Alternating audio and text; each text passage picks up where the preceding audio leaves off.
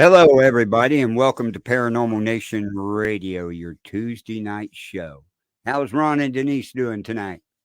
Doing good. Nice night in Florida.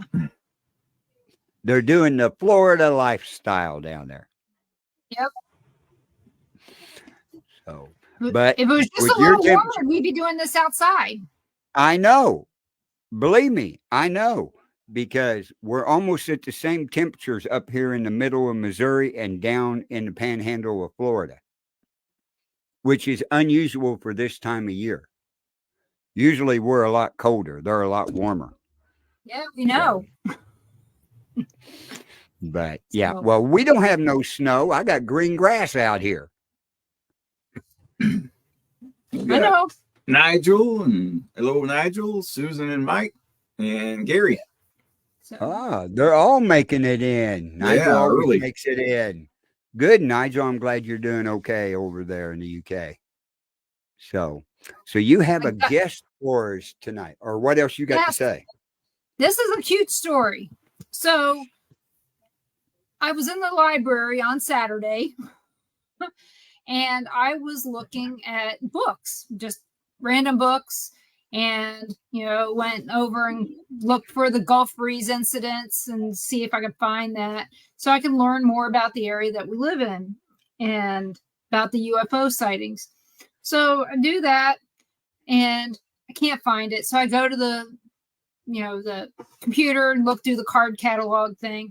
And I look up Paranormal and this name comes up and I'm like, that name's really familiar. So I pull up and, get my phone and I look on my Facebook and I'm going, hey, I'm friends with this guy. Sounds like he'd be a good guest. So I sat there at the library, messaged him, and he's now our guest. And he lives here in Florida as well, not near me. He's in a not much nicer part, nice and warm, real pretty beaches down there. So I thought we'd have him on, and I thought it'd be fun to have on he used to have a show called Spooky South Coast. He used to be a co-host on there. He's written a bunch of books. He was on TV. I believe he was on TV for the Bridgewater Triangle, and somebody's never heard of it. And so it'd be good to educate him. He needs some education. So I'd like to introduce Christopher Balzano. And I'm a teacher. Welcome. So any kind of education needed, I'm here for you. Oh, perfect. Because Hey. some of us need some teaching. So whereabouts are you in Florida? We're up by Pensacola and Milton.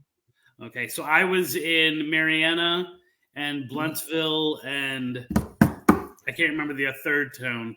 Belfry, maybe? If that sounds like a place. I have no clue. Well, we're going to be planning a trip to Mariana, so we'd like to know more about that. We've heard nothing but. I can tell you about the Piggly Wiggly, but that's about it. I really didn't get a chance. Oh, okay.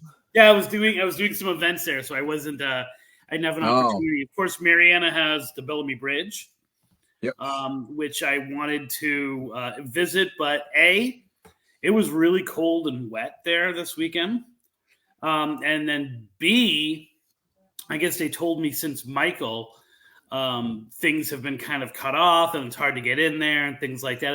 It was really interesting because here in Southwest Florida, where I live, it's all still we're in the shadow of Ian, and they didn't even mention Ian. Everything was and I heard the word mentioned a lot. Michael, pre-Michael, before Michael, after Michael, and so it's just interesting how.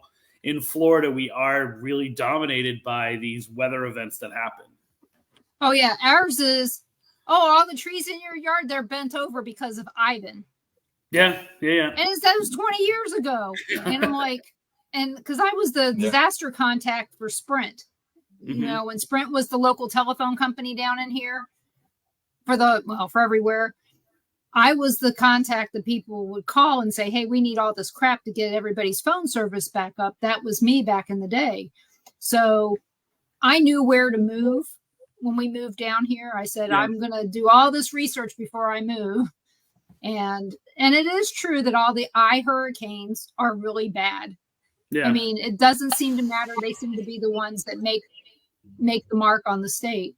But I didn't realize Michael went up that far, but because all we ever heard about when we were in Kansas was when Michael came in, it tore up Mexico Beach and it got up that far and poured that up really good down there. Yeah, I think it's we only have eyes this way, for those kinds of things. So it's kind of like after a hurricane goes by us, after those spaghetti patterns and cones of suffering move away from us, we're kind of like, all right, we're good. And then it's interesting because we hear about Katrina all the time, right?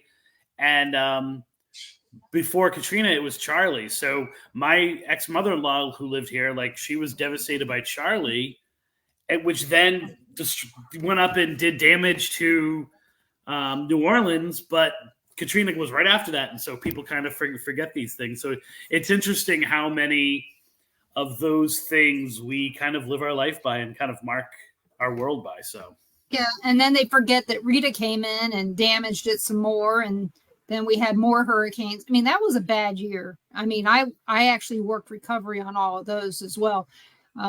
Funny story, when the year Hurricane Charlie came through, I had to get gallbladder removed in December, and I was still working on cleanup for Charlie and Florence and all the different hurricanes that had come through that year. And all of a sudden I'm in the recovery room after my surgery and somebody says Charlie, and I sit up and I go, we're not taking requisitions for Charlie anymore. Right, you're still kind of everything in my life back then was just, it seemed like a disaster after disaster, and I was so sick throughout all of it that kind of kept me going. But yeah, I mean, for a while there, I'm from Boston. We don't name blizzards, so this is a new thing for me. But they do now. I don't understand why Winter Storm Billy gets, they talk about it, talk about all these winter storms that come through. And I think that's been just in the last 5 years. Yeah, I've never even actually heard of that myself. So I must be completely out of touch with my homeland.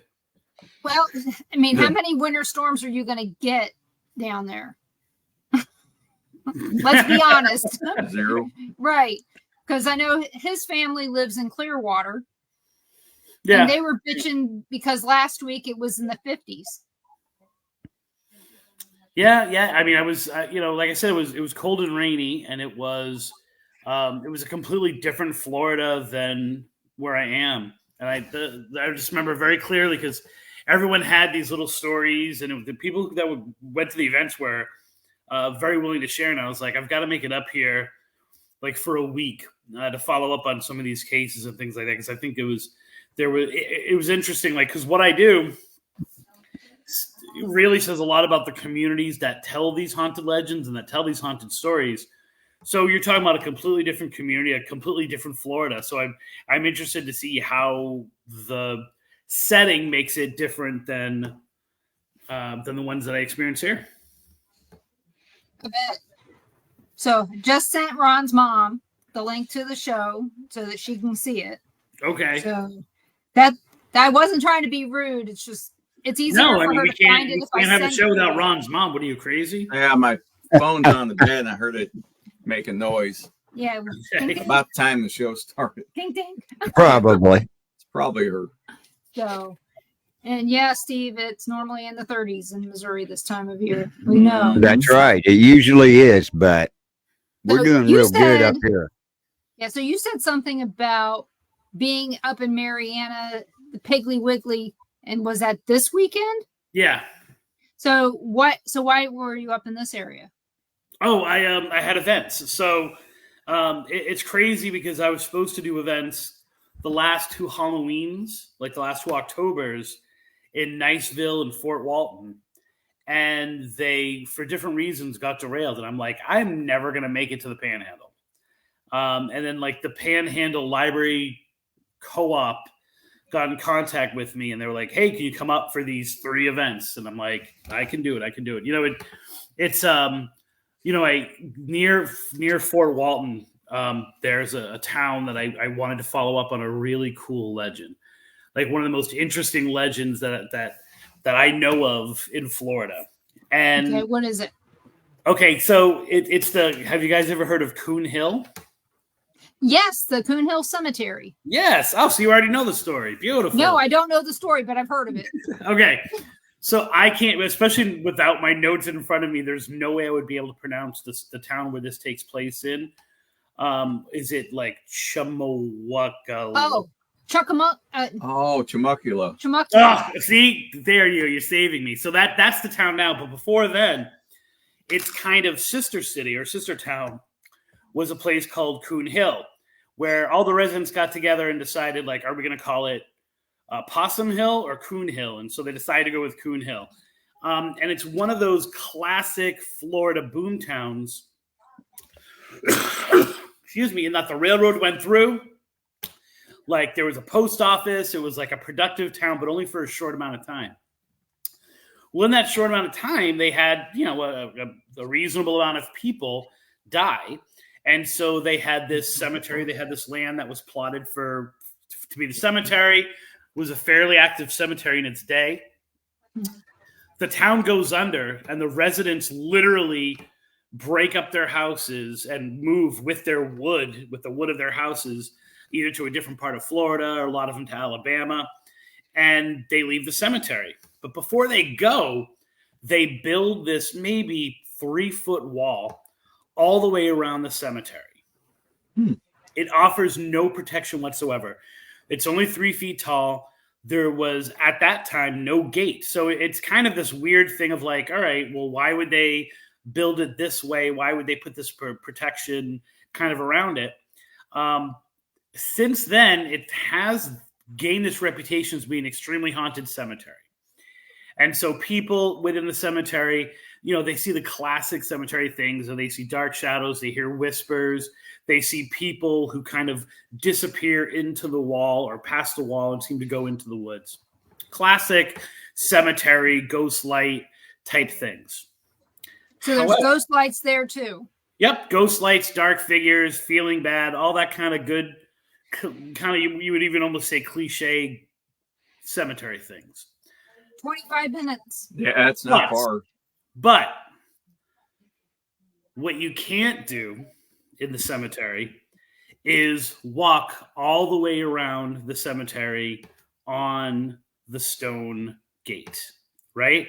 So it's probably 1.5 feet, 2 feet wide. So it's not as if it is, you lose your balance or it's not bad footing, or, it is bad footing. It's definitely something that you could walk if it wasn't for something trying to keep you out of the cemetery. So as you start to walk, you start to hear these whispers coming from all around you.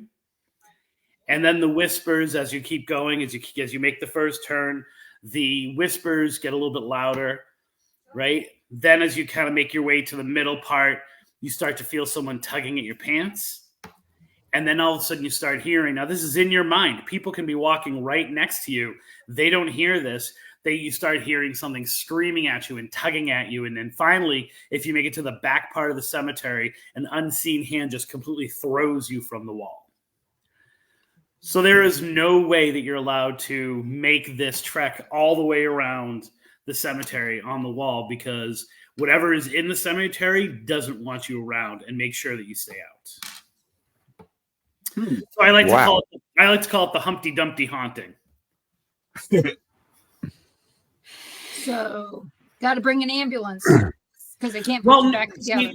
Here's the deal: like it's and I've known about this haunting for about 2 years, and so I've thrown different things around. I've looked into the history, of the town a little bit more, and it seems as if in building the cemetery, we build cemeteries. It's not random. Whether we're drawn to it, whether it's because it has some kind of sacred thing that emanates from it. Like we're bound to bury our dead in spots that we don't even necessarily choose ourselves. And so what is up with this spot that they felt the need to build the wall? You would think in theory, when you first think about it, that it's like, oh, it's to protect or like to leave some kind of landmark that we were here. Right. Which is, by the way, not usually the case in Florida, right? I mean, and I know in New England as well. I can't speak for other parts of the country, but I have an entire book called The Haunted Ocala National Forest. The number of cemeteries that are just randomly in the woods, or where I am here in Southwest Florida, you'll find a family cemetery in the middle of an orange grove. That's, usually to some degree abandoned and needs like a little bit of saving or whatever. So, the idea of abandoning a cemetery or, a family or private cemetery kind of going unnoticed for a long period of time is kind of the norm. So why do they feel the need to build this wall? Your town is failing, right? Your town is going under. You're evacuating, and yet they take the time to build it. And so my mind, especially based on some of the growling and some of the threats that people hear from just voices with no bodies as you're going across, I think it was more to keep people out than to protect the people that were inside. And the interesting thing is that per square footage, per person that's buried there, it's the most vandalized cemetery in Florida. Oh, wow. I'll tell you, it could be because in Florida, I have seen that they put boundaries around in normal cemeteries. The Milton Cemetery here. Yeah. There's boundaries around all of them. There's fences and gates. And I mean, we've taken the viewers on a tour of the Milton Benevolent Cemetery and the Kaiser Cemetery. And they all have little fences around them, and which makes it hell for the guy who has to mow. Yeah. But yeah, see, is it possible to put the wall up not to protect, to keep something in the cemetery? I see. I've experienced the exact opposite, which is the fences are always installed or put in like now. And if the cemetery hasn't been used in 50, 60, 100 years, and it now is part of another person's property, and so they put the fence to block it off. There's a law about if there's a cemetery on your property, something about what is it? That you can never make it something else. It has to. Yeah, I mean, and usually what happens is, I think Coker Cemetery is a good example of that in Sarasota, or I'm sorry, Arcadia, where they were that's fine. Here's your cemetery. We're just going to grow the oranges everywhere around them, so that you can have that cemetery. And what happens is the town or the historical society ends up kind of taking ownership of it and taking care of it, or like in the case of Wild Cow Prairie Cemetery in, we'll call it Bushnell, Florida.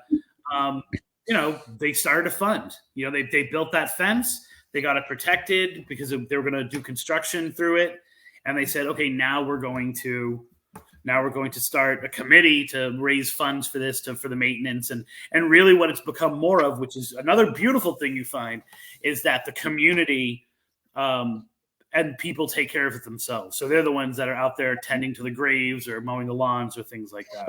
Yeah, we're seeing like the Milton Kaiser Cemetery. It's apparently there were segregated cemeteries here.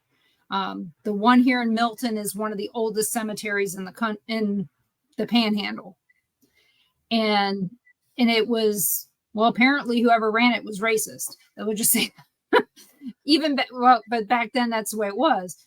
The Kaiser Cemetery is mostly African Americans, and it looks not as well kept as the Milton Benevolent Cemetery. And the group that's supposed to be taking care of it doesn't look like they're doing it. Yeah. So I don't know. I think the segregated cemeteries is pretty much par for the course. We forget sometimes that we're in the South, but we are in the South. Night, Nigel.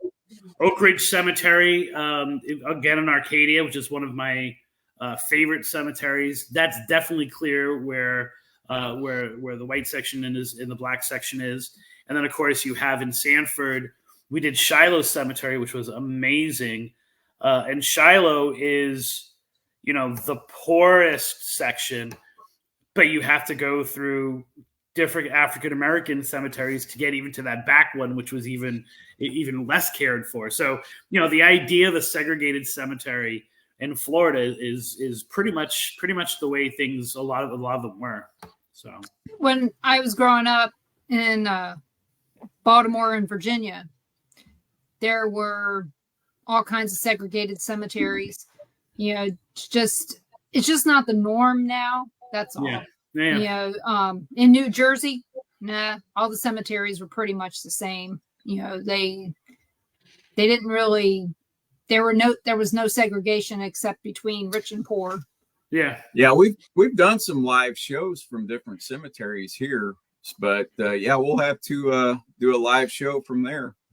Yeah, so what it sounds like. Check it out. I guess it's one of those things that's funny because you can get into it, right? No, I'm talking. Well, the videos that you see, it's really hard to get into.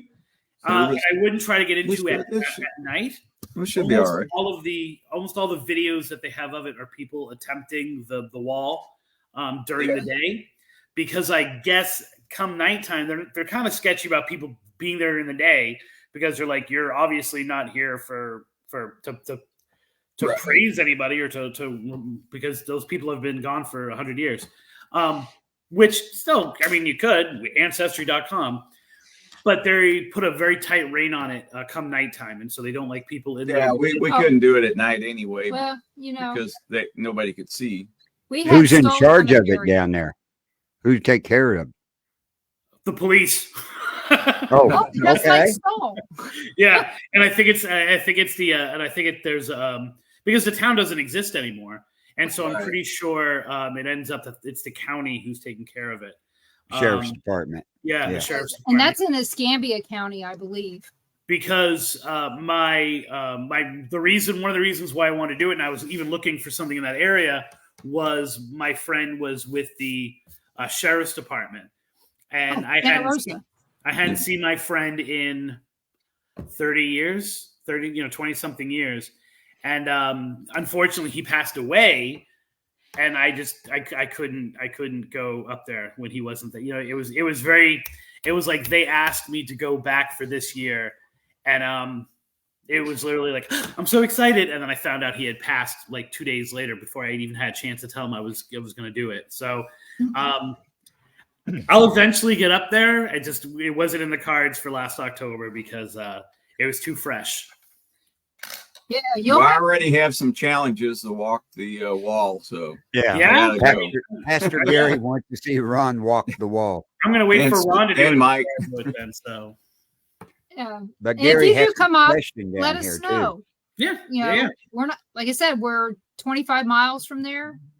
In fact, I bet you we drove by it. We did at one point. Yeah, we've been through because we went through the Temecula Highway, getting to the pretty 65. deep into the woods from what I understand. Like it's not, you don't see it from the road from what I gather. So yeah. But like I said, I'm pretty sure we probably drove right by where the dirt road is that leads to it. So because we took that way home one time when we left here to go back to Kansas City when we bought this house. Yeah.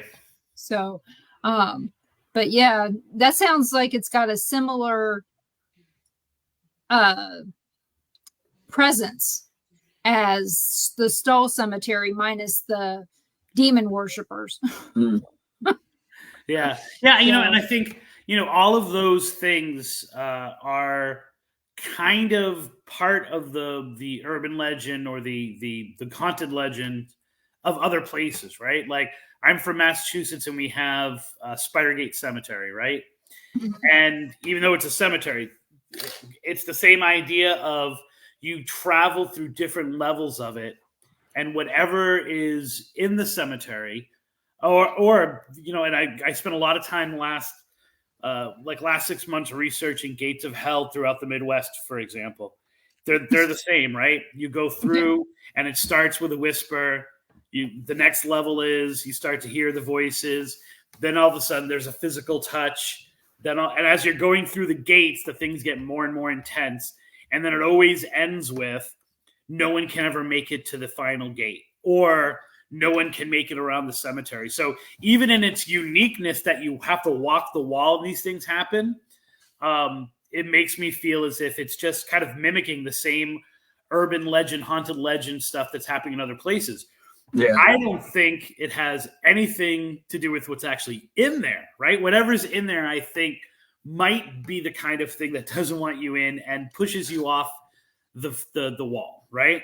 However, I think over the years, as that's kind of taken a foothold in the community and on the online community, people have added this part of urban legend to it, that part of urban legend to it, and now all of a sudden there's a progressive thing that happens when you do it. And like I said, that's what I do, is track how those stories change over the years and things like that. So it's I can tell you tell you the Sally House, that we were the tour guides there for 7 years. I can tell you how that legend changed just over those 7 years. I think I at least made it more real for people, because I did what you did. I went out and I researched it. I dug deep into it to find out facts as opposed to just legend. And people seem to like hearing about the facts more than they like the legend. Yeah.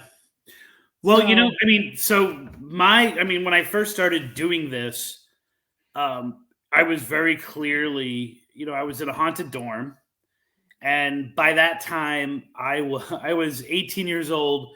And I feel as if I had read every ghost book that was written up to that point. I mean, I consumed that. I consumed documentaries. It was all just kind of inside my head. And so when people started reporting what they were seeing, I became, enthralled by that. But then when I asked them, well, what's the backstory? Like, why do you think that's happening? Or what have you heard about it? And they started telling me stories of, well, it was an old woman and she was in the dorm because she was grandfathered in, and she used to only leave at 3 a.m. And when she came back and she died, and she was dead for like 3 days before they found her body, and And I was like, wait a minute, I know that story. And then some would say, no. The reason why it happened is in this room is that one of the girls committed suicide, which is why it's a single. I'm like, wait a minute, I know that story is a story from Ohio, like. And so I started to realize that this is what we do, right? We can't process the paranormal because it's not our normal. And so we fall back on other stories that we know, right? And I don't think it's because we want to lie.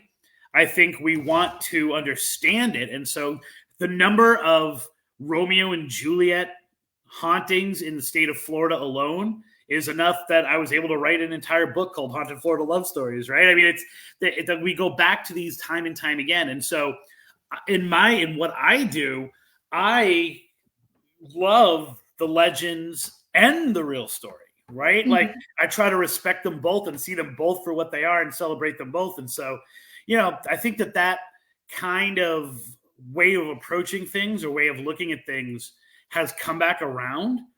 I think we've moved out of the equipment world, and we're back into the embracing the folklore of hauntings as more than trying to constantly prove things not right. And so, I think it's a really good time in the paranormal, as long as you realize that there is that line and you kind of know where you are with it. I find the stories, when they're truly unbelievable, or in your case, you're saying you heard, the same story over and over again. There was one, I used to do the trolley tours in Atchison as well. And one of the stories was, I guess, a Romeo and Juliet kind of thing in the park there. Lover's Leap. Everybody's got a Lover's Leap, or a Gravity Hill or something like that. Every place has one. Okay, this one had a Lover's Leap. Yes, but the one near me is real. Yeah. Yeah. This one's real. And I'm like, the little kids really did die on the bus in my hometown. I'm telling you, they were really hit by the train in my town. Yeah, they really were hit. There was one in Kentucky where they went off the bridge in February, and there was a memorial to them in the park in Kentucky. So that one I know is real, but that's a whole different ballgame. But, there are some of these that they go a little overboard. And you have to teach people how to critically think. You know, if this really happened, why isn't there anything that says this really happened? Why can't you find obituary for this person? Right. You know, one of the things that got me into the fact-based research was we were in the Sally house. It was the first time we were there. Very first time. We had seen everything on TV.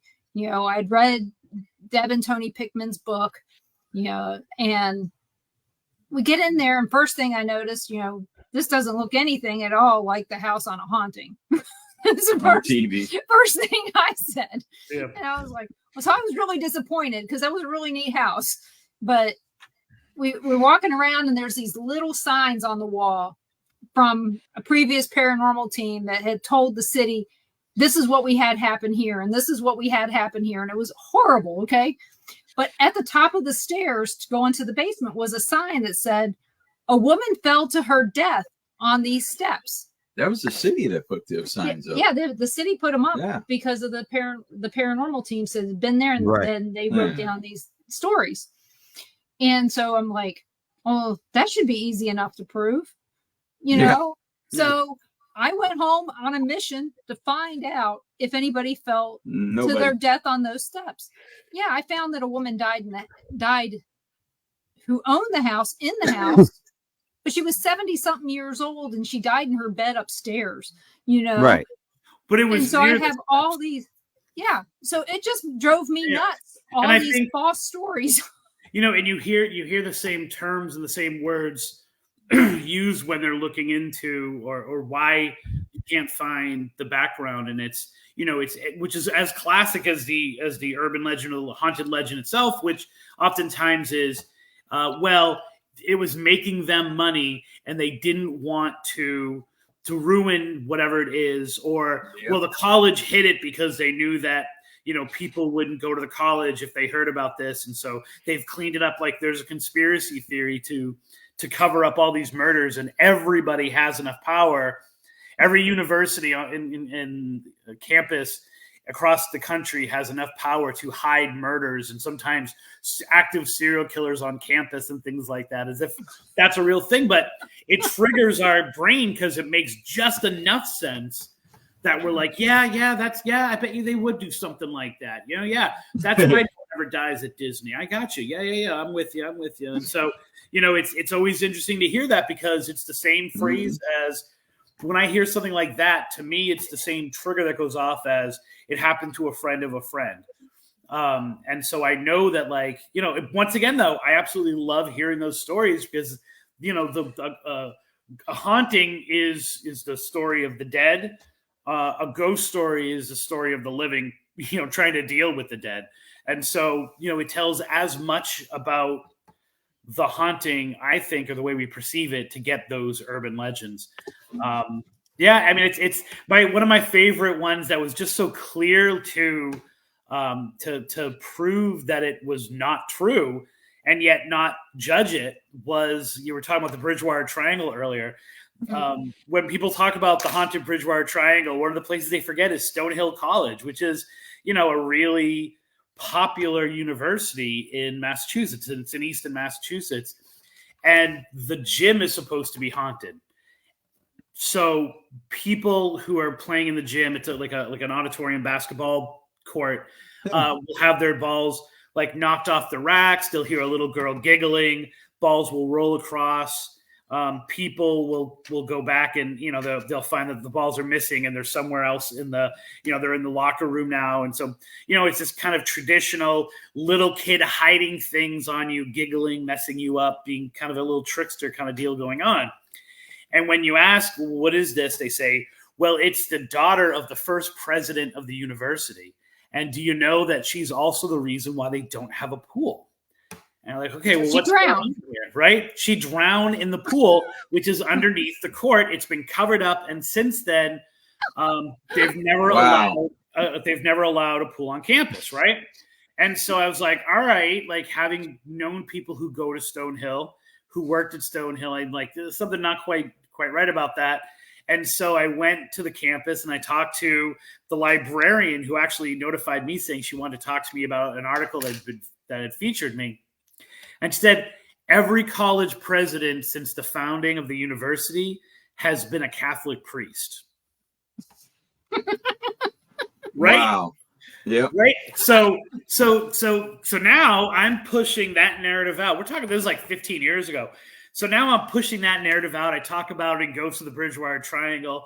I'm doing things and I'm talking, and it's like, and all of a sudden I'm watching, because I love when this happens. I've been doing this long enough that I've seen it. I've even seen it in Florida in the last, 10 years of being active in what I used to do up north here. I've seen legends change and shift based on what's popular or what comes out. Now the narrative is she was a secret love child with a nun. Oh, wow. Yeah. Oh.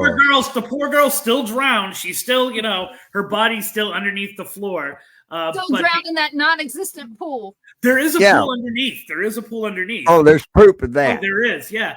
And so when you ask, it's a very logical question. When you ask the question of like, well, why don't you have a pool, or why is there not another pool on campus? They're like, you realize we're in Massachusetts, right? It's like 10 degrees outside right now.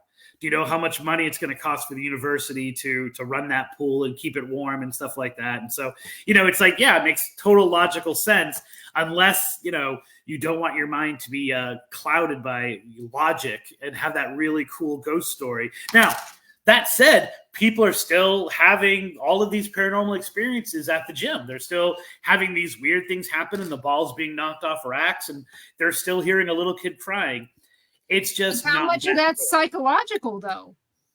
Always you have to account for that when you're getting a story.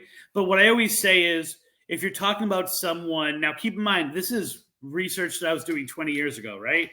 And it was kind of like a known thing on campus. Well, when reports stretch back years, right? Years before you kind of get your hands dirty with it, you understand that at the very least, those first reports were probably authentic, right? And then afterwards, you might have the people who had the idea planted in their mind because there was a ghost story that existed.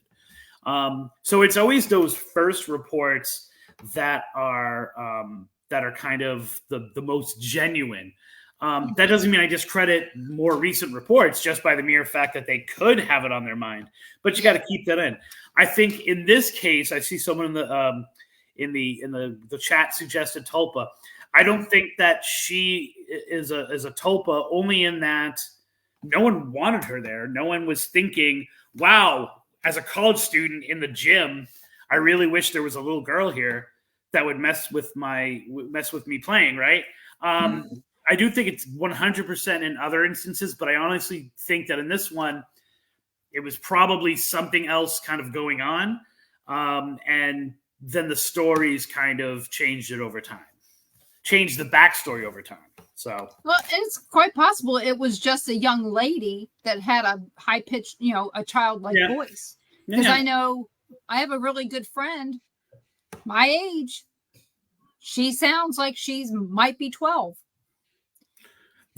I sound like a 12-year-old girl crying at the end of the day when I've been working with teenagers, for 8 hours. So it could also be me as well. So, yeah,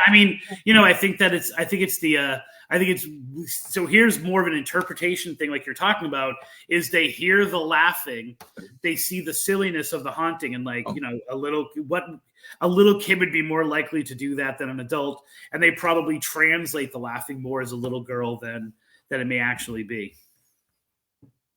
Yep. That's what true. What do you teach? What's your subject? I'm an English teacher. Oh, okay. Yeah, I would say I teach freshman English, but I teach English 1 because I have a lot of upperclassmen who failed freshman English back in the day who are having to retake it with me. So it's not fair to say I teach freshman English. I teach English 1. And you say all your R's? No, I don't. I'm pretty good.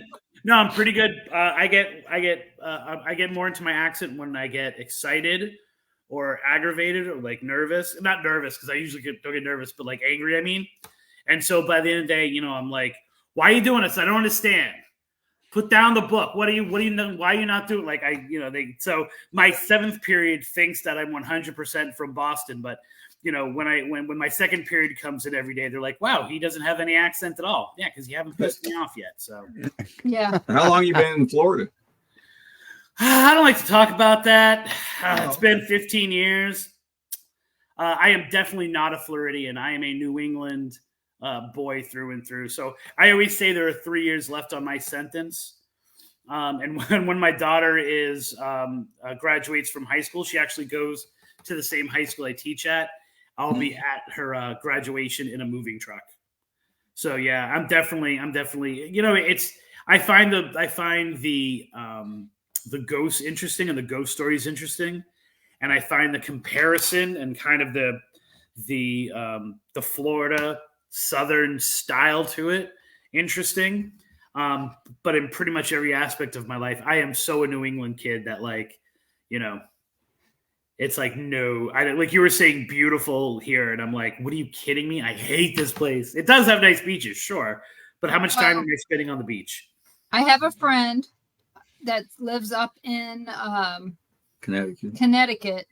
She came down here to the beach, to Miramar, and she hated the feel of the sand compared to the beaches there. I like my rocky beaches. Yeah, I mean, it's too soft. Yeah, I'm with you.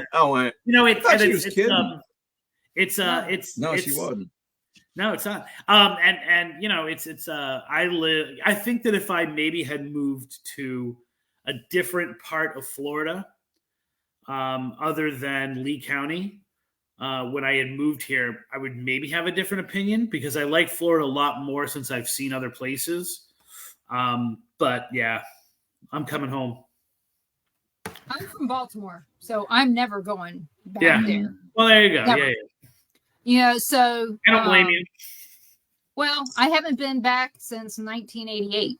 Mm-hmm. And we moved to Kansas City when we got married. I'm never going. I mean, I may go back to Kansas City, but I will never live there again. Yeah. It's just, I grew up on the ocean and this is where I need to be. And yeah, I don't know. It's that's what it is for some people. I'm a lake person. I'm a lake and mountains and definitely a city person. It's funny. I just started I now do the ghost tours in Fort Myers. So it's a ghost tour through Fort Myers. The person who designed it is very much like me in the mindset of history. And here's what people are saying about the weirdness or the hauntings or things like that. Right. And when I started the tour, I had a very much this attitude of like, dude, like seriously, I used to hang out in the library in Woburn is 300 years old. Like this, you're telling me this building is like 20 years old and it's haunted. Like I'm not impressed. But I just, as kind of doing that and kind of like when I took off that kind of egotistical, like, all right, well, let's talk about this. Like what is going on here? Florida does have an interesting history. And even a place like Fort Myers is very similar to the history of, now when I say Central Florida, I always mean this way, not Orlando, right? And I think a lot of those places, there's a reason why the further inland you go, the more ghost stories you get, right? Like you get your coastal, big hotel, things, or beach ones or pirate stories and stuff like that. Which I don't, it's so interesting. I really don't even like gravitate towards pirate ghost stories, right? When you get inside the state, when you get to that, past those, and you get to like the Turpentine Strip, right? Going all the way up Florida, you really start getting generational hauntings where people have lived in the same town for 2 or 3 generations. And so the story has had time to marinate and kind of change and shift. And you really get these stories of, which seem to me much more genuine hauntings. And that's why, it's funny when you look at like my first year of doing my show, Tripping on Legends, you can go right down 75 to all the places that we went to, let's click off the map of 75. And then when you get to, since then, it's really been 17, going up the middle of the state and places like the Ocala National Forest. And so it's, it's very, very different. And it's because I think like the real true Florida is that Florida that is away from the beaches, and not necessarily, and I'm not even touching the panhandle. I'm talking about like, the real part of Florida. Just kidding. But I think that a lot of it has to do with these town histories are much more ingrained in the people. It was funny. I was in Mariana and I was like, all right, so, who's from the area? And every person raised their hand. And I was like, all right, well, were you born somewhere else? And they're like, no. And I'm used to doing an event and I say, hey, who's from the area? And no one raises their hand. I'm like, all right, who's from, the Midwest? And they raise their hand. And who's from Pennsylvania? And they raise their hand, and so it really kind of hit me of like, okay, I need to go back up to this panhandle because this is probably very similar to the feeling of that Turpentine Row that I've been exploring. We've got some interesting places, and you figure Pensacola is older than any other city in this area. 1538 or something like that. So it's older than St. Augustine. Yeah, I didn't know that. I didn't know. Yeah, no, most people don't. But when you go back and you read all the stuff, it's 5 years. 5 years is what they have. But you've got people that were here long before that, dumping their pirate treasure and all that other crap. And there's proof of it. And one funny story is we were in downtown Pensacola for a parade. And we came back. It was 8:00 at night. It was after the Christmas parade. And I had to pee. And there was this coffee shop that was open. Everything else was bars, but the coffee shop was open. And I felt more comfortable going in there. And I walked in and I said, do you guys mind if I use your restroom? And when I'm in the restroom, this guy goes walking by me in the restroom. And it's a single, so there should be no one in there. And I look and I was like, okay. And I come out and the guy goes, what's wrong? And I go, oh, nothing. I said, this guy just walked by me in the bathroom. And he goes, there's nobody here. And I said, I know. and I said, yeah, he had on this really frilly shirt. And I said, it looked like, a really old military uniform. Early 1800s. Early 1800s, maybe late 1700s, whatever. And they look at each other and they go, you think it was Captain de Villers? I was like, who in the hell is he? And they pointed and they took me over and showed me a picture on the wall. And I go, yep, that was him. And they go, okay. And they invited us back, of course. Have a nice day. Yeah, they wanted to talk to me some more, but he was waiting for me outside. But yeah, it's weird when you hear that and then you go back and you read some of the history about this guy, and his family was here 50, 60 years before that. And then they've got some history that even goes before that. I mean, we got a church in town that was built in that same time frame. And you know how they always have these churches that have, there's the priests are buried under the floor. Yeah.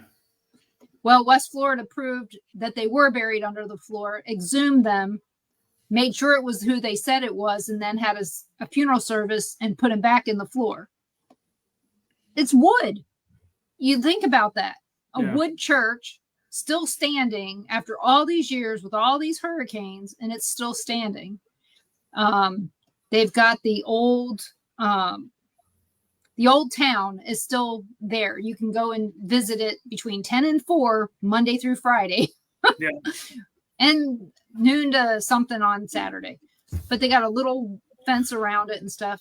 So you've got your downtown Pensacola, and every single house off the square there is on the historic register because of how old it is. And the part that I just found so amazing, and I know up in New England, most of the houses are probably wood too, but it is so weird seeing these houses built in 15 something being wood. Baltimore's the same way. They got a lot of wood houses that are old. I always think of Baltimore as being just so city. You know what I'm saying? And the surrounding area as being so brick and stone and steel and stuff like that. It just depends on where you go. I mean, we used to go down to Fells Point, and that's mostly brick and ships. There's haunted ships, haunted, submarine. I don't even know if anybody's ever investigated the submarine.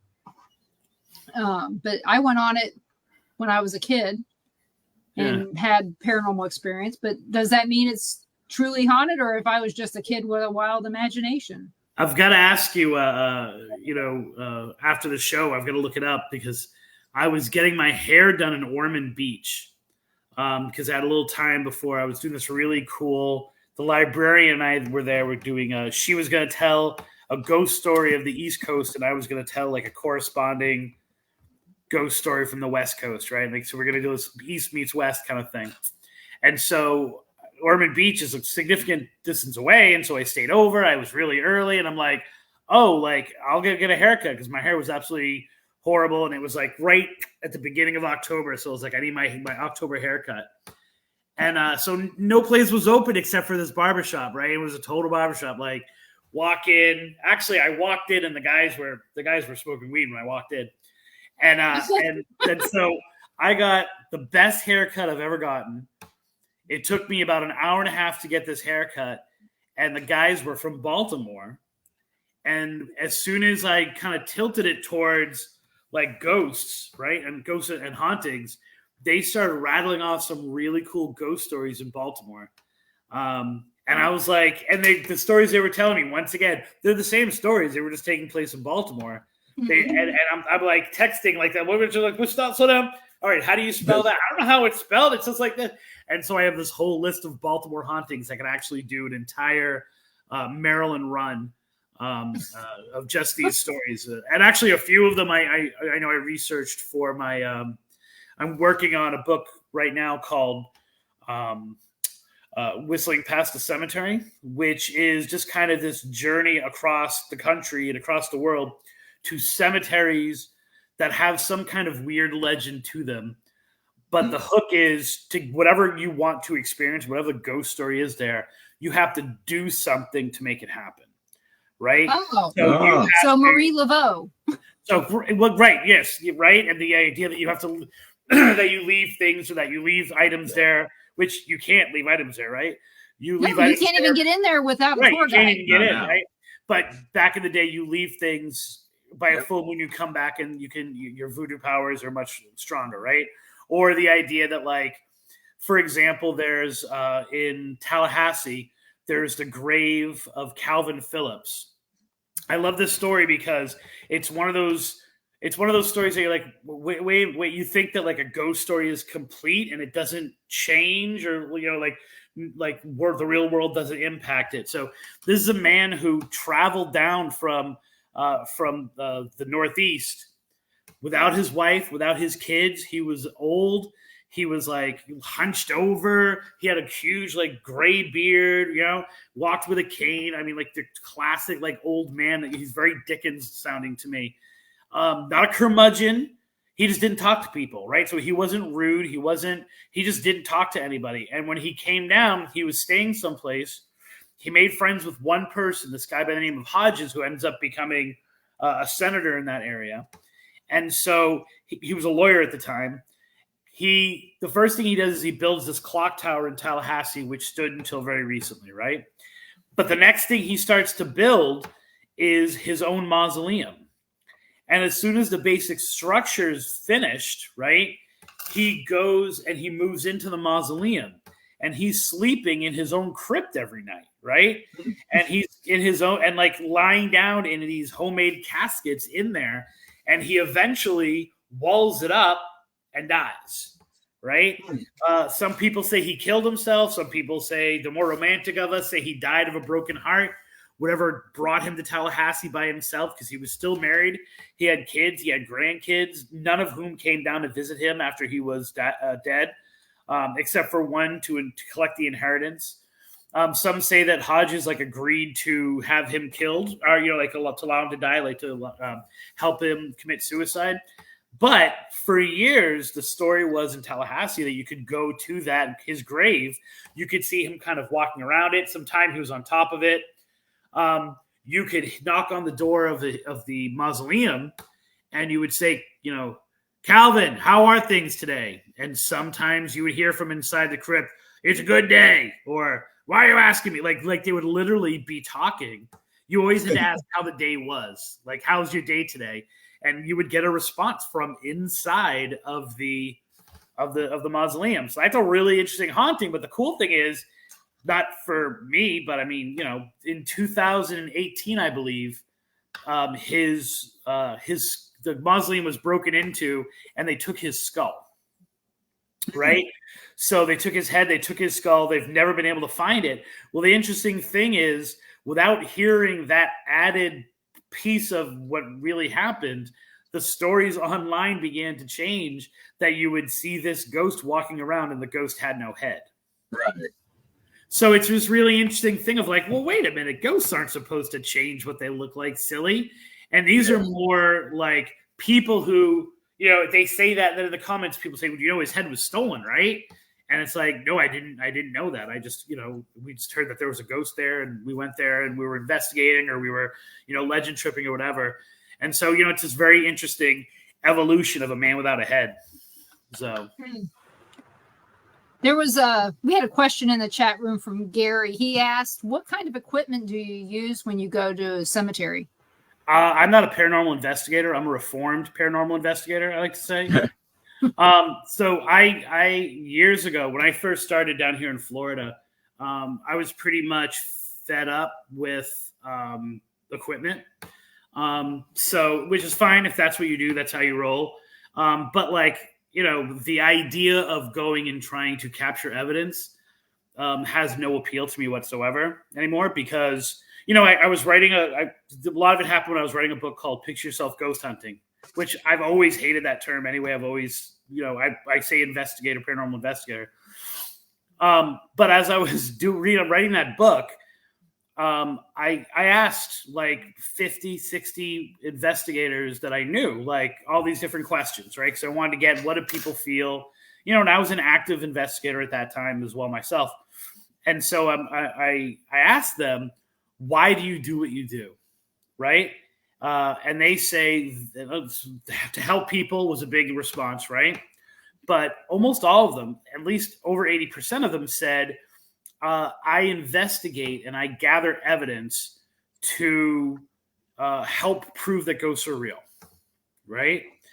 And then one of the questions I asked was, what could convince someone who doesn't believe in the paranormal that the paranormal is real? Every single respondent said nothing. They have to have their own experience, right? And keep in mind, this is long before deep fakes and all those other things. The problem with equipment, in my opinion, is that we spend so much time focusing on what our readings are and the pieces of equipment that we have out in the field, that we're not using our eyes, we're not using our ears, we're not using our natural fight or flight senses. And so I found that I was really tired of doing that. Like, no matter what I did, I wasn't going to prove it. So I don't need to prove to myself that ghosts are real, because I've had enough experiences that it's there. And so why was I doing it for other people? I have investigated when people have asked for my help in the last 10 years. But other than that, I do, which is called legend tripping, which is I go to the location and I do as much research as I can ahead of time about the history of it. Why do these people tell this story at this time, at this location? And I submerge myself in the culture of the community that's telling the story. And then I go and I try to experience it exactly as people say. And so now I'm out for experience over evidence. And if people are like, well, that didn't really happen, or, well, I think you're exaggerating that, or, well, where's your proof of it? I'm like, whatever, who cares? Like, yeah, you don't need proof. Right. Don't need it's your own experience. Yeah. Right. Yeah. You lived it. Yeah. Yeah. And not only that, it's a legend. Yeah, well, I mean, I don't want to when I say haunted legend, I'm usually talking about the backstory that's associated with it, and not the actual activity that goes on. I don't think that any of the places that I've been to have not been haunted or not had some kind of weirdness going on. It's just it's just the backstory which sometimes is confused, right? Yeah. So I think, and 15 years as an investigator, 10 years, almost 10 years doing it this way. I've had more profound experiences doing it this way than all those other years. So, I've got no problem with that. So don't even buy the Picture Yourself Ghost Hunting book. It's horrible. Oh, okay. I'm kidding. It's not. It's actually a really good book. It's funny to one write. Of your books came to the library today, so I didn't have time to go get it. It's probably the Florida Hauntings one. Yeah. So well, I don't remember the name of it. I've got Haunted Ocala National Forest and then Haunted Florida Love Stories. So it had Florida in it. Oh, so if it had the word Florida, then it's probably Haunted Florida Love Stories. Let's see what the library has to say. And Dover Paratech says, how can you build a device to detect the paranormal when you have an understanding of what it's trying to detect in the first place? Yeah. Which do you have? The paradox. That's a good question there. The paradox of investigating is it wants to present itself as a science. And I get that, right? Like, I get wanting to have some validity to what you're doing, right? But the science that it's based on is based off of folklore, like the idea of cold spots. Like, well, we could detect cold spots, but why is it cold? Because the stories say that ghosts have cold spots. So in other words, the science that you're building it on is based on folklore. I remember having a discussion you were talking earlier about the show Spooky South Coast, which is still on, by the way. I don't do it anymore. It's a great show. And they have a guy by the name of Matt Moniz on that show, who's their science advisor. And he's a Harvard trained chemist. He's a scientist who's been doing this for 50 years. And I had a discussion with him, and it was very logical. Like, if you didn't think about it, he was saying, well, the hot spots, the cold spots are endothermic and the hot spots are exothermic. So when it's a cold spot, it means they're nervous or scared. And I'm like, dude, that doesn't make any sense. That doesn't make any sense, because I'm pretty pissed right now. And I don't think that even though my body temperature is maybe up because I'm mad, it's not up to the point that I'm changing thermometers or right. or thermostat, right. And so, but it was the idea of exothermic versus endothermic, and it sounded very good until you looked at it. And I feel like a lot of the equipment that we have, which like Steve is saying, were used for other things that we adapted to do what we wanted to do. I remember back in the day when we were using shack hacks, or when I was just literally using an out-of-tune radio, scrolling through in a very seance kind of way, trying to get things. It's always been us adapting equipment that already exists for a purpose that it's not initially intended for. And the results that we're hoping to get are based on folklore. And what you want to hear. Well, a ghost is on a lower transmission than everybody. And so therefore it picks up on tape the way, and I don't necessarily doubt those things, but we need to be realistic that it's based on anecdotal evidence and not necessarily on anything that we know, because we haven't proven anything to that degree. Gary also asked earlier if you'd ever heard of a legend of an Indian falling into a wagon wheel and breaking its neck. And where? Just in general? In Missouri. Yeah, just anywhere. Oh, no, I've never heard of a wagon wheel death before, ever. Okay, well. I wish I could make something up right now. That sounds like a really good, but I would really like to hear that. I would really like to hear that. It gives you a lot more validity. Yeah. That you're not making something up.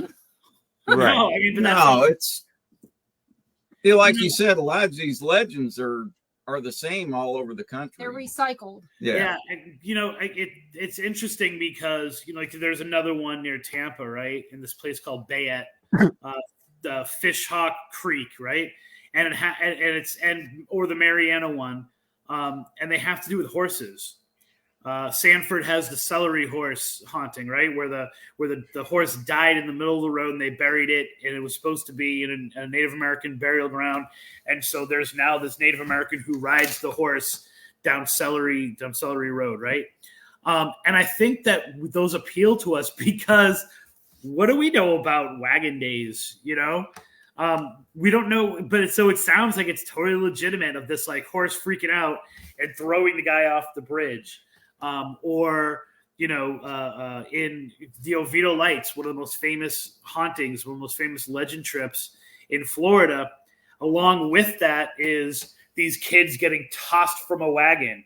And it makes total sense to us because we can imagine that. Like if you were to see a chariot or something, what the hell do we know about that? But we know wagons. We've watched TV shows. We've seen maybe wagons. And it's just far enough back that you can't find any evidence to back it up. Right. And the reason why you can't is not because it doesn't exist, but because it's back from the wagon days. Come on, man. And so I think that there's definitely like this whole wagon lore. I just don't happen to know one about a guy getting stuck in a wheel. That sounds kind of cool. That sounds like a story I'd like to follow up on. That's the history at our cemetery up here. That's a folklore at our cemetery. Well, we're still trying to figure out how you fall out of a wagon. How you fall out of the back of a wagon and catch your head in a wagon wheel. Yeah. Well, I was watching this movie once called Indiana Jones. And right as he was falling, he cracked the whip and like went to the front. I don't remember much more than that. So maybe it's something like that. Yeah. I mean, it's CGI. Okay, right. We got it. No, hey. Indiana Jones was practical effects, okay? No CGI in a body That's doubles. right. They didn't have them then. Body doubles. So it's always interesting to to hear those stories, and when you dissect them a little bit, and you're like that story about the woman, the little girl who died, who's the daughter, and you're like, wait a minute, that doesn't. Yeah, make maybe sense. it was a spare wheel. Well, that is a topic I know a lot about, having a spare wheel, but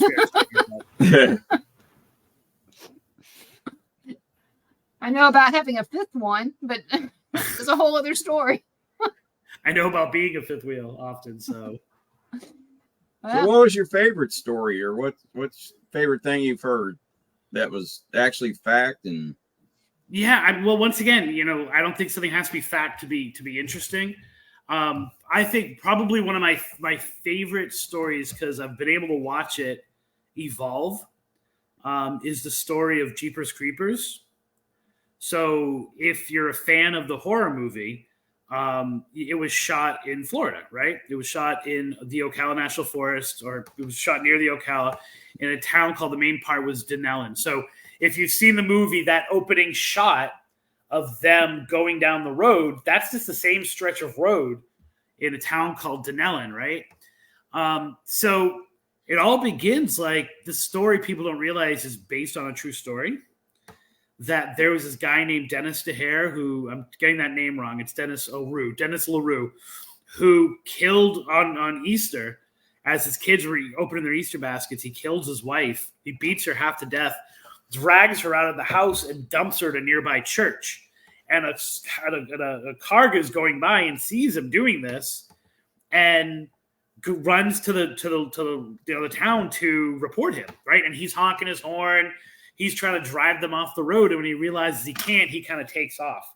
And they go down, no cell phones back in 1990, and so they drive down, they report it, and eventually he's caught a few years later because they do an unsolved mysteries on him. And so like the guy's like, that guy's right over there. He's living in this motel, and they trap him. So the guy whose name, and I'm going to get this wrong, but forgive me, Victor Salvo, I believe his name is, or Victor Salva, who was the writer and director of Jeepers Creepers, heard this story, and he's like, well, what if that person who was burying that body, getting rid of that body, was a monster? And so he started to write Jeepers Creepers.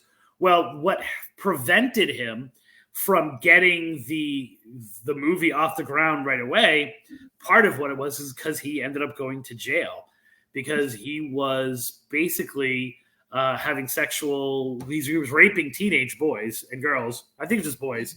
And he was also filming it. So he got shot for the assault. He got thrown in jail for the assault as well as for making child pornography.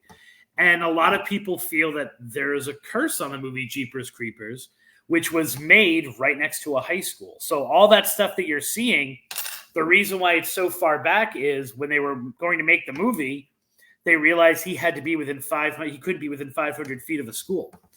And he had tried to recruit people to help with the movie, right? Like the film people and so, like the kids who are interested in movies. He wanted to get like them as extras and to help. And so they did the background search and they found this out. They had to move the filming of it back, right? As they were shooting the movie, the bugs in Florida were so bad, they would have to go out with a shotgun, shoot the shotgun off, and then film for a little bit of time until the bugs came back, right? So at this location, which is called Tiger Tail Road, right? The local high school, Denellen High School, is called the Tigers. So that road that they're driving on the beginning is called Tiger Tail Road. There have been reports, at least since the movie came out, if not before, of black-eyed kids who try to stop cars.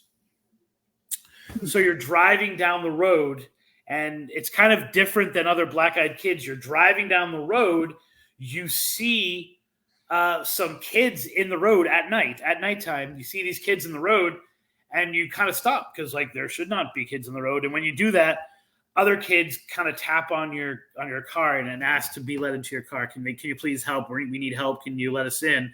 And of course, they've got the classic empty faces and black-eyed kids. So instead of trying to get into your house or whatever, they're trying to get into your car. And so sometimes when you're driving down the road, if it's past midnight and you look in your rearview mirror, if there's no one in the back seat, the black-eyed kids will actually appear in your back seat. And the thing is, they'll be talking to you, and you're not supposed to talk back. If you talk back to them, it's the same as opening up the door for them. And so, as I've been doing research over the years, like I had heard these stories, and different people intentionally driving down the road trying to look for these black-eyed kids, and then different variations of what the kids were like. Well, in the last couple of years, the story has changed slightly since the release of the movie, and I can't remember the Butterfly Kisses, I believe it's called. And if you've ever seen the movie, it's a very Blair Witch Project kind of found footage thing about these kids, these college kids who are making a movie, a documentary about this local legend called Peeping Tom. And if you stare down this railroad for 1 hour without blinking, Peeping Tom will show up, and he was a local serial killer. Insert cliche here, right? And so the people, these kids in the movie who are making it, well, the thing goes is if you do that, then when you close your eyes and you open them up again, he gets closer, closer, until he's so close that you feel his eyelashes on your face like a butterfly kiss, and then he kills you. Never before that movie being out and that movie kind of being an underground cult hit was anything like that associated with the Jeepers Creepers haunting until recently. Now you're supposed to go to that site, you turn off the power in your car, you turn your lights on, you turn them off, and someone very much looking like Jeepers Creepers, but more of just a shadow, appears far away. And then you turn your lights off, you turn your lights on, and he's closer. You turn your lights off, you turn your lights on, and he's closer. And it's a very similar thing to the Butterfly Kisses Peeping Tom story, which never existed in the lore of that haunting at all until recently. So when you say what's my favorite, I love that because it's got everything. It's got history. It's got real things that happened in terms of the weird stuff that happened during the shooting. It's got multiple hauntings, and now it's got this evolving click your lights. It's the essence of an urban, of a legend trip. I've gone and done that several times. I've never had the guy appear. But I will say this before I before I knew where I was going, like, where actually getting to the site. I tried to do it at least 4 times, where my GPS would go out when I got near the location and couldn't find the high school in the dark and at night. I mean, in the dark and during the day. So it's kind of like, which is very common in the Ocala anyway. Like, you could very clearly find some place. Your GPS works fine unless you need it for like a specific reason sometimes. Yeah. I know about that. So, but part of that story does remind me of the Blair Witch Project, because that town there was no such thing as the Blair Witch. And now people go to Burkittsville and they go out there and they swear they're seeing the Blair Witch. And it's like, excuse me, I was a 15-year-old kid growing up in that area. Where do you think we would have been every weekend? Right. It's I can tell you personally that he said in a conversation, Dan Mark is apologizes to the people of Burkittsville for having done that, but he's not that apologetic about it. He kind of likes the fact that it's that it's like that. Those people are pissed. I mean, that whole town. Right. And it's there's legends have a tendency to do that, right? So you have places like I was saying, Coon Hill. Is it because it's become such a popular paranormal place that's why it's now being vandalized so much? You have places. There was this there's a cemetery in New Hampshire called Vale End Cemetery, and one of the reports was of this woman in blue, and her backstory was really interesting because her name was Mary Ritter, and she was buried. She died and was buried, and then supposedly her husband married another woman named Mary, who also died. And all he did was add her name to the headstone and bury her in the same grave. Ooh. I don't know. No one knows if that story is actually true, but that's the story, right? So this Mary Ritter glows blue and walks throughout the cemetery. And the story was for years that in the moonlight, hers was the only headstone that glowed blue, right? And so you could go through and you could maybe see the moon catching off some of them, but this was actually radiating blue. And of course, so many people went, because it was the town legend, so many people went, including investigators who were trying to scientifically prove what was going on with it, and chipped that the headstone eventually fell apart. And so we do have a tendency when some place gets too big or too popular, too well known, it allows all kinds of people, including those with disrespect, kind of in. So that part always pisses me off. Yeah. I mean, when I was a kid, I did something really bad. Okay. I was in Fells Point. My grandmother took us down there, took us to this old bar. I mean, it was a bar that's been around since Fells Point was created. Okay. She took us there, and I had a cousin who lived down the street. So my grandmother went over there and left me be. She was drunk, and she's a good woman, but she was drunk. And that's when I went down to the Edgar Allan Poe house. It's 1970, 77? Mm-hmm. There were no cameras. I broke in. I had to see it had to see the place for myself, But I mean, that was in 1977. I was a 12-year-old kid, It's just, I didn't mean any disrespect. I just wanted to see it. Yeah. And so no alarms went off, nothing like that. And I walked around the Edgar Allan Poe house in the middle of the night. And is that place haunted? Yeah, it is. Did I disrespect anything? Only thing I disrespected was opening the door. They didn't lock the door for some reason. In downtown Baltimore, you don't do that. Yeah. But the only disrespect I had was I shouldn't have been there at that time. I didn't hurt anything.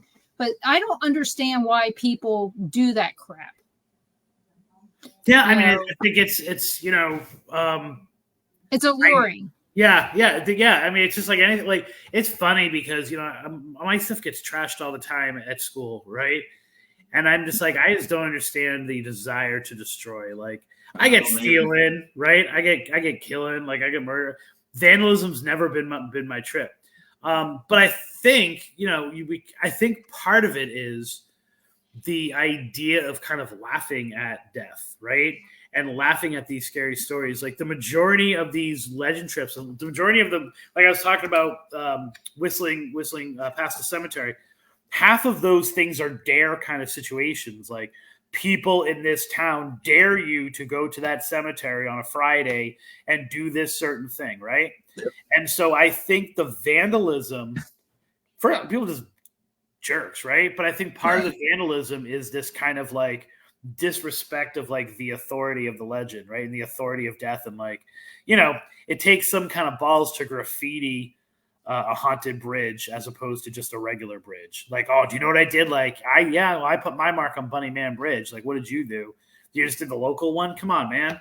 It's like almost like their version of being able to touch the legend by adding a moment to it.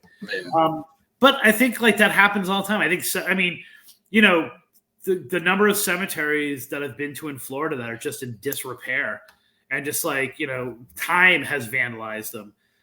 Or hurricanes have caused all of the memorials and all the little plastic crap that people put on cemeteries in one cemetery to go to one side and stuff like that. So you go to those places and they look like crap, like you're a lot less likely to be reverent and not do it yourself, Yeah. I don't know. I'm all for stealing from people. Just vandalism, just never made sense. That I'm just so glad you got a great sense of humor. Oh, thank you. I think I saw you on one of the spooky South Coast. In fact, I think I watched one of the episodes. It was years ago when you guys interviewed Joe Citrone. Oh, I love Joe. Joe is probably, I don't ever remember interviewing him on Spooky South. They might have, but I can't remember me ever interviewing him.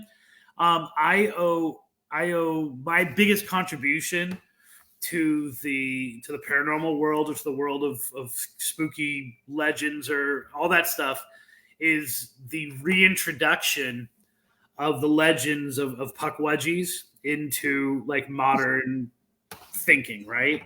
That comes from Joe. You know what I'm saying? Of course it does. Yeah, that was some random throwaway line in Passing Strange, where he's talking about the Dover Demon, and he says the Dover Demon is not a Pukwudgie, and he said it with such authority, as if everyone knew what the hell a Pukwudgie was, right? Yeah. And then he mentions like maybe 3 sentences, and I was immediately enthralled because what he said in those 3 sentences was what people were experiencing in the Freetown State Forest.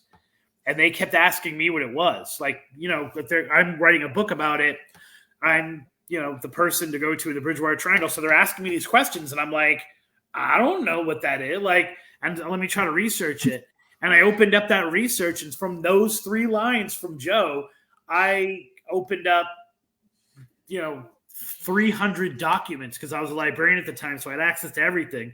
I started researching what the heck this thing is, and boom, there you go. So it was like I really owe all of that research starts with that little spark of Joe. So he just sent me a message last week. We're supposed to have him on. Yeah, the funny thing was before I moved down here, my first 2 books are published, or my first 2 regional books about the Bridgewater Triangle through Schiffer, and he was working with Schiffer at that time. And so Schiffer commissioned me to write a Vermont book, and they commissioned Joe to write a Boston book. And I was like, Joe, what, like, I literally live in Boston. I've never gone off one single road in Vermont.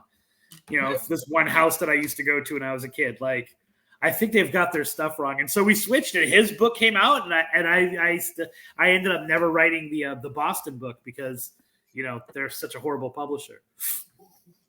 Well, yeah, he sent me, he was my second interview. Oh, cool. On my show. So, and it was because I had gotten a book about the Sally House that he had written. Joe wrote a Sally House Yeah. book. Interesting. Yeah. So I read it because, here I am. I'm the tour guide at the Sally House. Yeah. I needed to read everything that there was so I could tell people, here's what I know. And I'm reading the book and, he's talking about this place and he's talking about this place. And it's like, well, I've stayed here multiple times. I used to do tours at this place, and so I had him on. I mean, I used to pre-interview people before I would have them on when I was new. We ended up on the phone for 4 hours? Oh, yeah. And we've been friends ever since. Yeah, Joe's good. And he said, he goes, I will never go back to Atchison again. I'll never go to the Sally House. And I said, okay. And he reached out to me after that interview. I interviewed him again on Seduced. And then I interviewed him again. And then their show interviewed me. And he asked me, he goes, we're wanting to film in Atchison. Will you be our liaison? And will you be the tour guide that takes us around? And so, grandson's yelling. And so we took him and Richard Grund everywhere that they wanted to go, and back into the Sally House where he said he swore to everybody multiple times he would never go back, and he did during the eclipse back in 2017. Yeah. If it draws you back, it draws you back, So well, not anymore. They cleared it. Yeah, they cleared it, but it was a fun visit with Joe and Richard. Oh yeah, we had a lot of fun when they were. Yeah, there. I don't think him and I have ever met face to face, but we've had phone conversations, and I especially in those days when I was still a New Englander, I would have considered him a friend, and I think that I just have nothing but respect. You need to tell him that I was on here talking about how he's the real Pukwudgie guy, not me. Okay. I will definitely tell him that. He's wanting to come on to talk to me with the drummer from Striper. That's awesome. Are you shocked? I'm shocked that any member of Striper is still alive. I guess that's something. They got a new album out last year. Oh, do they? I used to be a huge fan of Striper. As a matter of fact, I want to say that isn't his last name Fox, but I could be wrong about that. No, obviously Michael and Robert Sweet, but then it's Michael something. It's Michael Sweet. It is Sweet. It is Sweet. Yeah. But that's not the drummer, though. That's the singer and the bass player. Let me see what he said. Oz Fox. We're working on getting them whenever we. If it's Oz Fox, you guys got to give me a prize that I was able to pull the. That sounds familiar. Come on.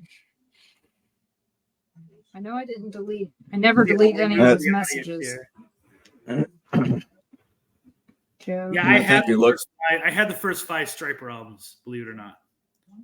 Well, I can only name one song. And can you guess what it is? To Hell with the Devil. That's the only. Virgil King. It was Michael Sweet. Michael Sweet's the singer. And Robert Sweet's his brother's the bass player. No, I misread part of it, but it says me being a professional drummer. So him being a drummer and Michael Sweet. There you go. So, right. And so he That's funny. Contacted me, and I send him messages for his birthday and everything all the time. Yeah. So he's always knows I'm there. He's a good person to follow on social media. He's got a lot of fun stuff that he puts out there. Yeah, when he's just got back on social media.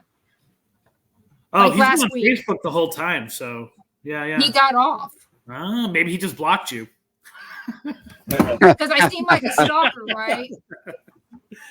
I'm kidding. So, but yeah, he was talking about moving down closer to you. I'm gonna have to talk him out of that. I think he needs to go somewhere. Yeah, a little further north, but not in that hurricane zone. Oh, I got you on that. I got you on that. So yeah, so. This has been a really great interview. I'm having a lot of fun. Can you go a little longer, or do you need to go? I actually do have to go, only in that I've got my kids. And so they're kind of like, Dad, what's up? So I'm sorry. Right, going, hey, Dad, we're hungry. You got school. I fed them before, but that's not the look they're giving me. The look they're giving me now is like, hey, we wanna do what we do, and we can't make noise when you're on the radio. So okay. Well, where can everybody find you? You can find me. The website is trippingonlegends.com. You can find the show wherever you subscribe to podcasts. Best way to follow and kind of see what's going on is facebook.com/trippingonlegends. Kind of everything gets dumped there. And other than that, you can find me on pretty much every single platform. Okay. Well, I suggest everybody go out there and find Christopher Balzano and check out everything about him, because I think that you'll be really, really enjoy it. So, and I will let you know what I think about your Florida haunted love stories, because only let me know about it if you liked it. Like, don't get in touch with me. Oh, if I hate it, I'll let you know that too. I don't really need that. Do you want to hear about where your spelling or grammar errors are? I can guarantee you, you're not going to be able to find any spelling errors in that book. And you probably won't be able to find any grammar errors. I always find it funny when I find the wrong. I find the wrong word spelled right, but it's the wrong word. There is so there's one big mistake. But it's not a grammar error. It's more of a syntax error, I guess. Is that, keep in mind, I know the right answer to this question. I know what the truth is to this. But for some reason, I wrote in the very first draft, just kind of like, I wrote that the colors of UF were black and orange. Now, I have no idea. I know that's not true. I mean, where I live is Gator country still. Like, I know that that's not true. But because it's not a spelling error, because it's not a grammar error, my eyes just slipped by it every single time, right? It slipped by my editor's eyes. It slipped by me when I did the galleys. And it's there, right? Here I am living in Florida saying that the Gators fight song is black and orange. So for me, one of my very first big newsletter or things I did for my job when I was an admin was I had to write up this newsletter that talked about what they were doing in the lab, and it was tests. I spelled the word right, but it was the wrong word. It was testes. So it's spell checked right, but it wasn't the right word. No, I'm not saying that that's going to be the same thing you find in my earlier books, like especially my Schiffer books. Before I realized that they didn't have an editor, they just put it into a program. A lot of grammar errors in those ones because I was expecting an editor to catch those, and so I just sent it the way that I finished it, with only like one or two like quick scrolls through it. But definitely tighter grammar in the older book, in the newer books. So, well, I'm looking forward to reading it and finding out more about Florida. I'm looking forward to seeing your red pen marks on it now, I guess. So, only thing I ever get irritated about is when she doesn't even read any when books there's anymore, so many things that I'm dyslexic, so I have to reread. So you have to reread. So I get really frustrated with that's what I tell my students when it comes to state testing. It only really matters if it's so bad that it distracts from it. So that's I'll all. let you judge where it lies. So well, thank you so much, and we very much definitely have to have you on again and tell the kids we're sorry we distracted you for so long. Oh, I think that they've had enough. They'll get what they need. Don't worry about it. So, thank you guys very much for having me on. Have a great night. Thanks. Yeah. Thanks, Christopher. Bye bye. Yeah. That was a very interesting show, especially on Florida history down there. Yeah. Yeah, from somebody who lives here but it's not from here. Right. Yeah, he's been here long enough. Yeah. And I mean, and it doesn't go into, it's not really factual, but it's what makes up where we live. And I knew about Coon Hill Cemetery. That was one of the places that we were told about when we went by Kat and some other people saying, hey, you need to go there. when I looked up haunted cemeteries in our area, the two Milton Kaiser Kaiser and Benevolent came up. We'll try and do a live show from there. It's like Denise said, as long as we have good reception. Like, right, okay. right. And like he said, that one cemetery is way back in the woods, so I don't know. It could be hard to find and signal. Well, honestly, when we've driven through there, I've lost signal every single time that we've driven through there. So, I mean, if my GPS wasn't already up, we wouldn't have had any. We wouldn't have had it. Not that we needed it. Well, one nice thing about it, you could still record it, and we could show it on one of the shows, and you guys could talk about it, see what happened, and all this and that. Did Ron make it all the way around? Yeah. Then I'll be curious to see if they, he said they pull you down. Do they pull you out or do they pull you in? Yeah, I was going to say, I meant to ask him how big it was. It's not probably not real big. But well, you're used to walking, so it could be a couple of miles, but it ain't that big. Yeah, it is funny, though, that I should happen to send him a message from the library, and he was at a library. Yeah, he come home. He said, "I got this writer. Got a guest. He's got a lot of books." It's like, how'd that happen? You just went to the library and you got it. Okay. She said, I found a bunch of his books at the library, and I was like, all right. On the library, actually, there was only 2 listed for him, but I knew that there was a lot more when I looked them up. The libraries here they don't share. Only in your county. Like I was able to get books from Lewisburg from Purdue University and from Las Vegas. I could get them from anywhere as long as it was in the library system. Here you can't. It's not outside of the county that you're in. So limited learning here, I guess. But I've got that book coming. The Gulf Breeze sightings one for the UFOs. And one more is coming, and it's about Florida. So I just want to know more about it. The Haunted Pensacola book wasn't very good. It basically was still all the same random stuff that this is what people experience here. So it's like to talk to the owner and they go, well, this is what people tell us. And it's like, not really interested in that. Oh, and Dova Paratek.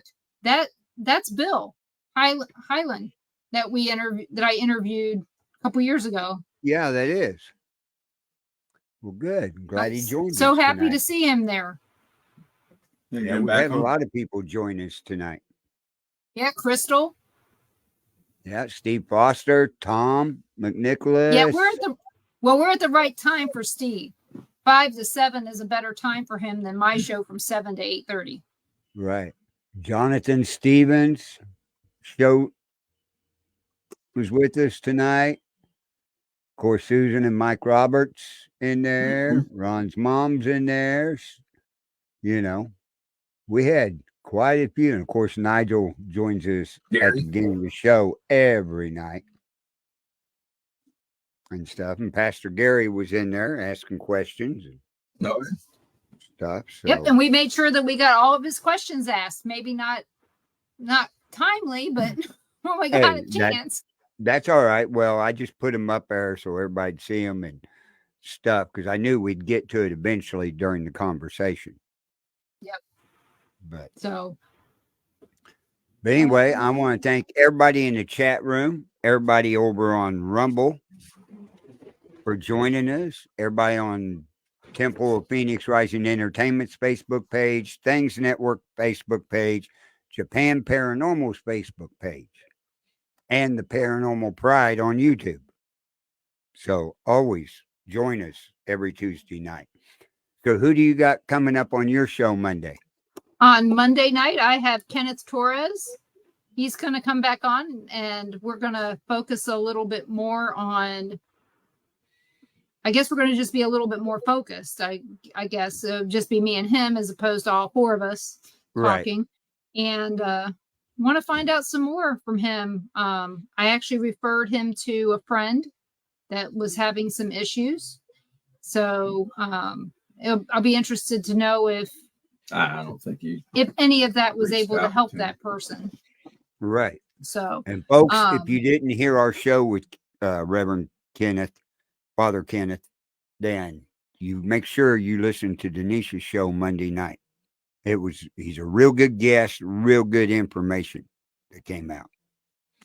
So make sure you join me on Monday night at 7 p.m. Central, right here on the Bill of Rights Network and the Paranormal Pride pages and Japan Paranormal. And we will keep you all enthralled with whatever's going on with Father Kenneth. And make sure you follow us on Rumble. So Born TV on Rumble. So, yep. And we'd like to hear more from you people out there on Rumble. We want to know what you want to hear about. That's Just nothing right. X-rated, please. Yeah. Yeah, I noticed the Rumble comments didn't get through. No, I kept them off because of that one last night and everything. Oh, okay. I decided, no, I'm not going to put them up anymore. That way I control it on Rumble because I blocked that person last night, but it doesn't block the comment over here. So that's one thing I don't like about it. Well, maybe they'll fix that in the future. So yeah, I hope so. I hope so. Well, I hope everybody goes out tonight and has Taco Tuesday. Chevy Co. Yeah, I think we're going to have chicken pot pie tonight. So I don't know what we're going to have. Cooking. I had fried bologna last night and it didn't sit well. I had fried chicken, mashed potatoes, and gravy and green beans last night. Well, you know, down here in the South, it's okay to have fried bologna, egg, and cheese sandwiches for dinner. Hey, it's the same way up here. I eat them.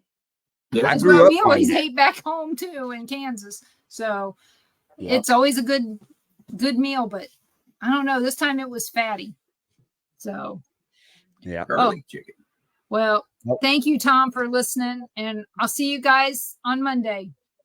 Everybody have a good evening, and we'll see you next week here on Paranormal Nation Radio. Have a good night.